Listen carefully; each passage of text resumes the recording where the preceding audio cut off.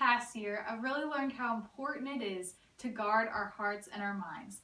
Proverbs 4:23 says, "Above all else, guard your heart, for everything you do flows from it."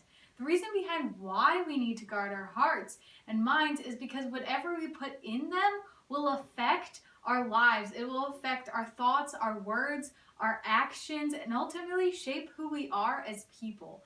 What we spend our time watching and listening to will affect how we see the world, how we think. What thoughts we choose to focus on will become the words we say and the actions that we make. The things we do and how we live are just products of what is going on inside our hearts and inside our minds. 2 Corinthians 10:5 says, "We take captive every thought and make it obedient to Christ." This verse is really easy to say, but really hard to live out. Taking our thoughts captive means we have to redirect our train of thoughts to godly ones. Sometimes it means to praise God through tough situations. Other times it's thanking God for all that He's done instead of complaining to Him for not doing something that we want Him to.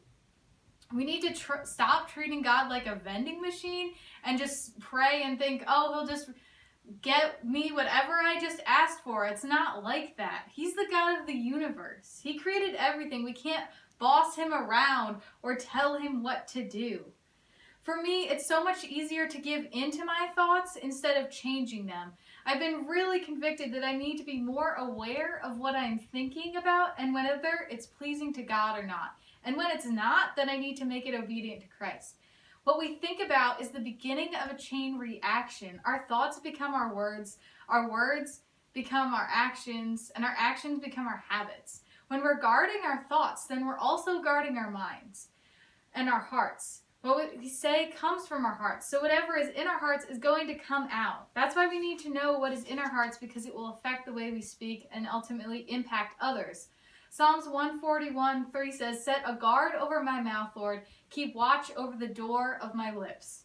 This verse is telling us we need to watch what we say. An example of how I failed to do this recently was when I was talking with my brother, and he said something that wasn't really great. And I was like, "Hey, where did you get that from?" And he was like, "Oh, you say that." And I was like, "Oh no." He picked up on something that I shouldn't have been saying to begin with, and he repeated it.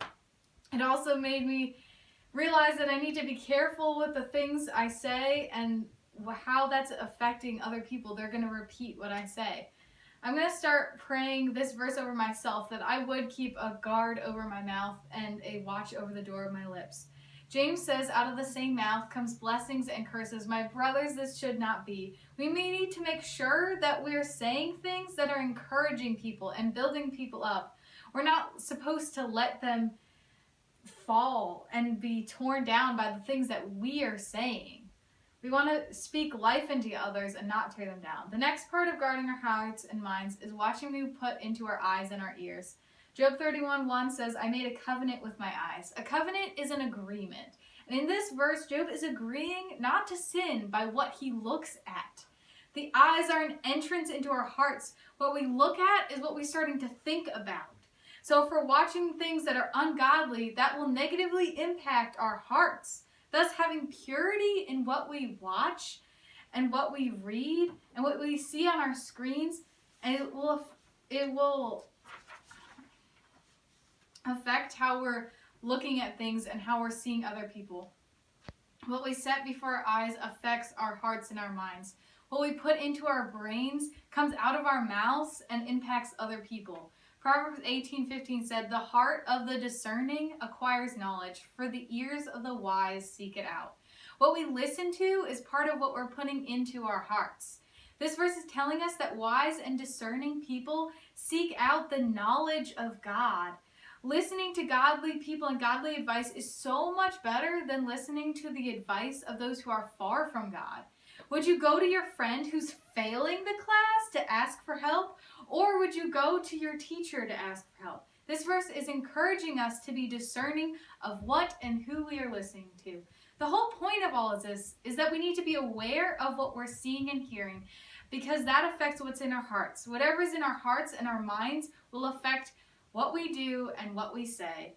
How can we be a light to the world when our lives don't match up with what we say we believe? Thank you.